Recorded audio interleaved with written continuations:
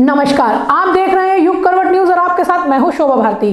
पेश है आज का हमारा न्यूज बुलेटिन। आइए नजर डालते हैं आज के हेडलाइंस पर। गाजियाबाद में कोविड का कोहराम शुरू, 4 दिन में 3 लोगों की मौत। अमित शाह का मिशन यूपी शुरू, 22 जनवरी से मथुरा से करेंगे चुनाव प्रचार। कांग्रेस ने यूपी चुनाव के लिए जारी किया घोषणा पत्र, युवाओं पर किया फोकस। और अतुल गर्ग का जिंदा दिली अंदाज, नविक मार्केट में खाए गोलगप्पे, वीडियो हुआ वायरल। चुनाव के बीच बुरी खबर यह है कि कोविड डराने लगा है। 17 और 18 जनवरी को गाजियाबाद में कोविड से 3 लोगों की मौत हो चुकी है। एक आदमी की मौत यशोदा में तो दूसरे की संतोष अस्पताल में हुई है, जबकि तीसरे की मृत्यु मेरठ में हुई है। चुनाव की आहट के बीच कोविड भी डराने लगा है। कोविड की गंभीरता को इस बात से समझने की कोशिश कीजिए कि 15 जनवरी से 18 जनवरी के बीच गाजियाबाद में 3 लोग कोविड की वजह से जान गंवा चुके हैं। मोदीनगर निवासी यशपाल को 9 जनवरी को LLRM मेडिकल कॉलेज में भर्ती कराया गया था। 6 दिन बाद 15 जनवरी को उनकी मौत हो गई। कोविड से गाजियाबाद में दूसरी मौत कविनगर निवासी राजेंद्र कुमार की हुई। वो 79 साल के थे। कोविड के लक्षण दिखाई देने पर उनको 12 जनवरी को यशोदा अस्पताल में भर्ती कराया गया। 17 जनवरी को उनकी मौत हो गई। आध्यात्मिक नगर निवासी अभिषेक शुक्ला की भी कोविड से ही मौत हुई है। वो मात्र 31 साल के थे। उनको 18 जनवरी को संतोष अस्पताल में भर्ती कराया गया था और उसी दिन उनकी मौत भी हो गई। गाजियाबाद और गौतम बुद्ध नगर समेत पूरे उत्तर प्रदेश में कोविड तेजी से फैल रहा है। ब्यूरो रिपोर्ट युग करवट। गाजियाबाद शहर विधानसभा से भाजपा उम्मीदवार अतुल गर्ग की मुश्किलें कम नहीं हो पा रही हैं। उनके सामने एक और बागी चुनाव में आ गया है। भाजपा पार्षद पिंटू सिंह ने शहर सीट से नामांकन कर दिया है। शहर सीट से भाजपा प्रत्याशी की मुश्किलें कम नहीं हो पा रही हैं। यहां भाजपा उम्मीदवार अतुल गर्ग के सामने पहले से ही के शुक्ला, आशुतोष गुप्ता और रानी देवश्री पर्चा भर चुके हैं। उधर भाजपा के ही पार्षद पिंटू सिंह ने भी बागी उम्मीदवार के रूप में पर्चा दाखिल कर दिया है। पिंटू सिंह ने कहा कि वो मोदी योगी के साथ हैं, मगर लाइन पार की उपेक्षा सहन नहीं कर सकते, इसीलिए चुनाव में आ गए हैं। भाजपा के साथ हैं, मोदी योगी जी के साथ हैं। बस एक ही मकसद है, हमें लाइन पार क्षेत्र को विकास करना है। जो मौजूदा प्रत्याशी है, फिर आप उसके खिलाफ हैं? नहीं, हम किन्हीं के खिलाफ नहीं, सबके साथ है, सरकार के साथ है। अतुल जी लड़ रहे हैं तो उन्हें समर्थन, फिर उन्हें समर्थन क्यों नहीं दिया? उनके खिलाफ पर्चा भर रहे हैं तो एक तरह तो उनका विरोधी हो गया ना ये? नहीं, हमें जनता जनार्दन ने पहले भी निर्दलीय पार्षद बनाया और आज भी विधायक के चुनाव अपने क्षेत्र के विकास के लिए किए हैं। और वंचित सोचित विधवा पीड़ित लाचारों को हम पार्टी से आगे टिकट बढ़ाने मांगा के था काम आपने? करें। विधानसभा का पार्टी से टिकट मांगा था या नहीं? पार्टी से टिकट मांगा था, उन्होंने अनदेखी कर दिया। और हम अपने जनता के आशीर्वाद से, हमें जनता विधायक चुनाव लड़ने के लिए रण मैदान में खुदाया है और हम अपने जनता के लिए हमेशा तैयार हैं और विकास करेंगे। तो क्या पार्टी छोड़ेंगे अब? पार्टी से हमें कोई मतलब नहीं होगी, मोदी जी के साथ हैं। हम तो अपने क्षेत्र के विकास के लिए, उद्धार के लिए, वंचित शोषित विधवा पीड़ित लाचारों को विकास करने के लिए, सम्मान देने के लिए, आगे बढ़ाने के लिए संकल्प लिए हैं। और इस संकल्प की मुद्दा लेके हम पूरे लाइन पार क्षेत्र में, जैसे कि अपने वार्ड 35 में हम विकास किए हैं, इसी तरह विकास का पूरे लाइन पार क्षेत्र में हम गंगा बहाएंगे और संकल्प लिए। अतुल गर्ग की मुश्किलें यहीं तक नहीं है। सेक्टर 9 विजयनगर पार्क में हुए कार्यक्रम में उनको स्थानीय युवाओं का विरोध झेलना पड़ा था।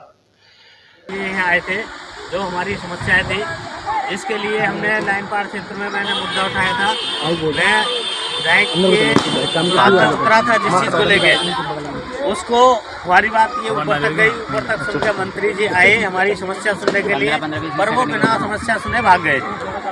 ये हमारे लिए अच्छा नहीं है और सबके लिए, किसी के लिए अच्छा नहीं है कि हमारी बात बिना सुने, आधी अधूरी बात सुन के बीच में से उठ के चले गए। अभी तक साहिबाबाद और शहर सीट पर ही भाजपा को विरोध झेलना पड़ रहा है और इसका कोई तोड़ संगठन के पास नहीं दिख रहा है। ब्यूरो रिपोर्ट युग करवट।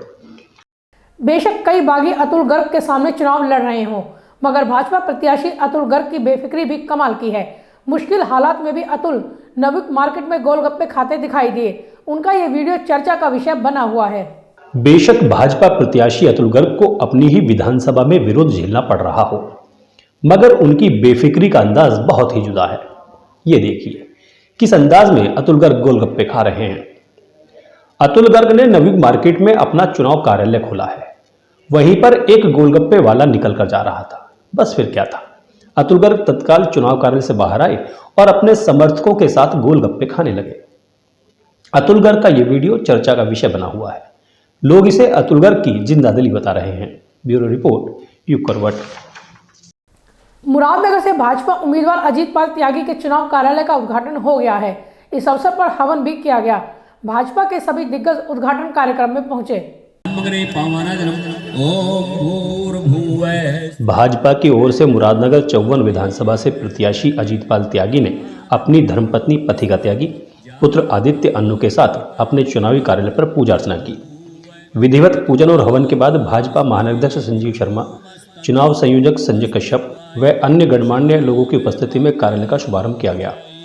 इस अवसर पर भाजपा प्रत्याशी अजीतपाल त्यागी ने कहा कि सभी अनुशासित पार्टी के कार्यकर्ता हैं, सभी को कोविड प्रोटोकॉल का पालन करते हुए जनसंपर्क कर लोगों से वोट मांगनी है।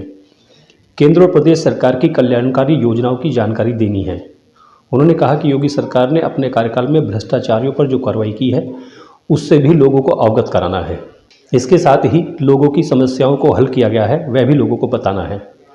शहर और गांव में बिना कट बिजली मिलना, गरीबों को राशन, बेटियों के सम्मान बढ़ाने की कई पहल सरकार द्वारा की गई है। उन्होंने कहा कि योगी सरकार ने ऐसे हजारों कार्य किए हैं जो जनता और प्रदेश के विकास में मील के पत्थर साबित हो रहे हैं। अन्य दल जनता को प्रलोभन देकर या गुमराह करके सत्ता पर काबिज होना चाहते हैं, लेकिन जनता ने अपना मन बना लिया है। जनता मोदी के विकास मॉडल के आधार पर उत्तर प्रदेश का चहुमुखी विकास चाहती है, इसीलिए बागडोर योगी आदित्यनाथ के हाथों में देने का मन बना चुकी है। उन्होंने कहा कि भाजपा ने ही जाति बिरादरी में उलझी राजनीति को आईना दिखाकर सर्वहित, देश, धर्महित की मुख्य धारा से जोड़कर दिखाया है। अन्य दल विकास की राह में रोड़ा बनकर जनता को गुमराह करने पर सत्ता पर काबिज होना चाहते हैं। ब्यूरो रिपोर्ट, युग करवट। कांग्रेस की साहिबाबाद से उम्मीदवार संगीता त्यागी ने पर्चा भर दिया। इसके अलावा भी अलग अलग विधानसभा क्षेत्रों में अनेक उम्मीदवारों ने नामांकन किया। साहिबाबाद विधानसभा क्षेत्र से कांग्रेस ने पार्टी के प्रवक्ता रहे स्वर्गीय राजीव त्यागी की धर्मपत्नी संगीता त्यागी को टिकट दिया है। कांग्रेस ओबीसी और अनुसूचित जाति प्रकोष्ठ के पदाधिकारी संगीता त्यागी के आवास पहुंचे और उनका भव्य स्वागत किया। इस अवसर पर कांग्रेस ने संगीता त्यागी को बधाई दी और विधानसभा चुनाव में जीत की कामना की। कांग्रेस ओबीसी प्रकोष्ठ के महानगर अध्यक्ष विजय पाल चौधरी ने कहा कि उनकी पूरी टीम संगीता को पूरे ताकत से चुनाव लड़ाएगी।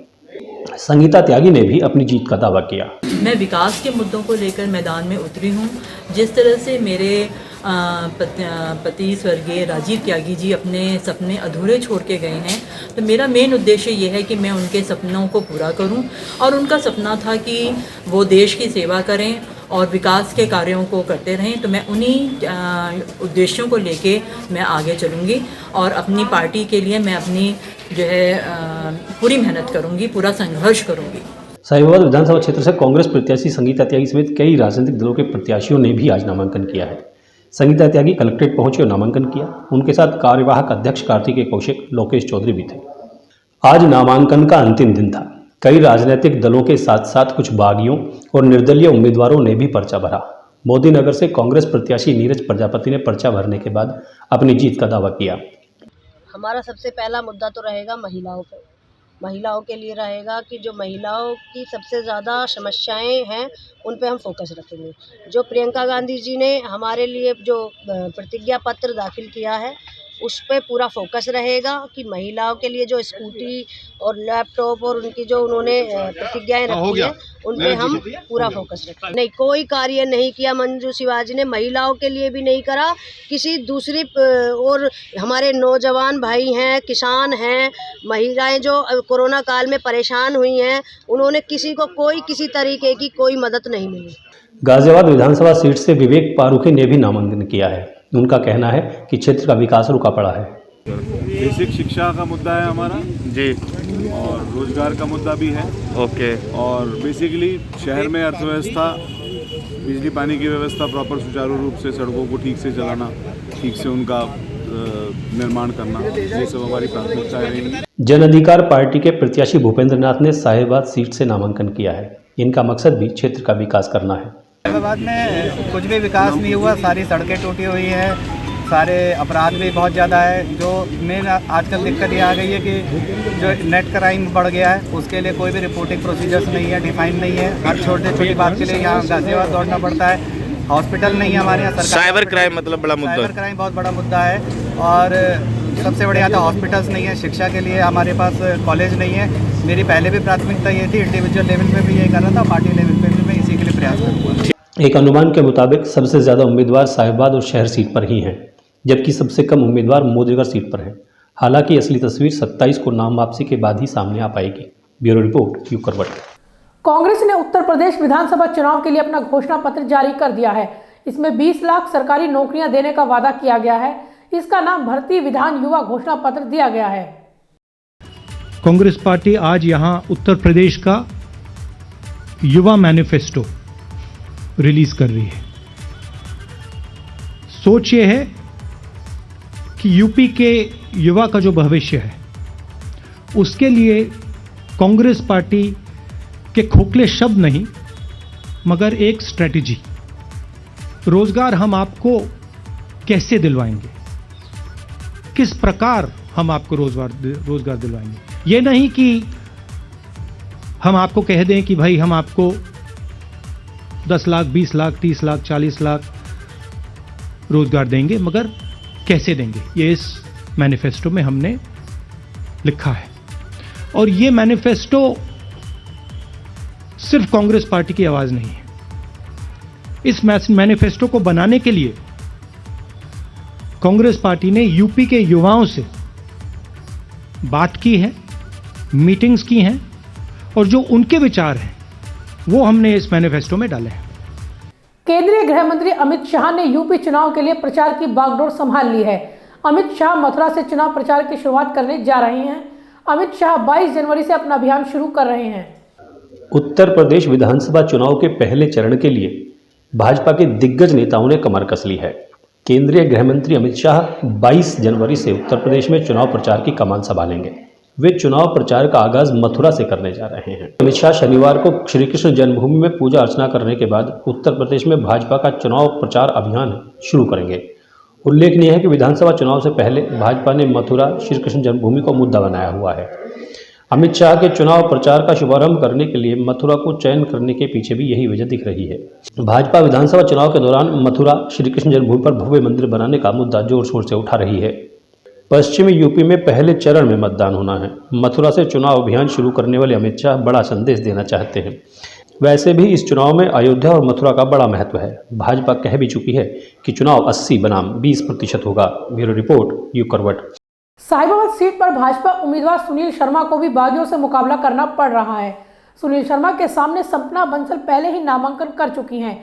अब सच्चिदानंद शर्मा ने भी नामांकन कर दिया है और साहिबाबाद विधानसभा से स्वतंत्र उम्मीदवार के रूप में नामांकन करके आया जी। और पूर्व में भारतीय जनता पार्टी का कार्यकर्ता रहा और अभी बिहार में।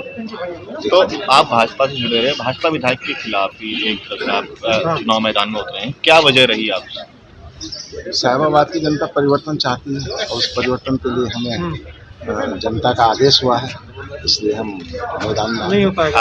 2 दिन पहले भाजपा में शामिल हुई अपर्णा यादव ने लखनऊ पहुंचकर अपने ससुर मुलायम सिंह यादव का आशीर्वाद लिया। हालांकि अपर्णा ने यह नहीं बताया कि मुलायम सिंह से उनकी क्या बात हुई। बुधवार को भारतीय जनता पार्टी की सदस्यता लेने वाली मुलायम सिंह यादव की छोटी बहू अपर्णा बिष्ट यादव ने अपने ससुर से आशीर्वाद लिया। देर रात लखनऊ पहुंची अपर्णा यादव ने शुक्रवार की सुबह मुलायम सिंह यादव का आशीर्वाद लिया। अपर्णा यादव ने शुक्रवार को मुलायम सिंह यादव का आशीर्वाद लेने के बाद ट्वीट भी किया। ट्वीट कर उन्होंने लिखा कि भारतीय जनता पार्टी की सदस्यता लेने के बाद लखनऊ आने पर नेताजी का आशीर्वाद लिया। हालांकि उन्होंने यह नहीं बताया कि आशीर्वाद लेने के बाद नेताजी ने कहा क्या है। इससे पहले अपर्णा गुरुवार रात को नई दिल्ली से लखनऊ के चौधरी चरण सिंह इंटरनेशनल एयरपोर्ट पहुंची, जहां पर भारतीय जनता पार्टी के कार्यकर्ताओं के साथ उनके समर्थकों ने जोरदार स्वागत किया।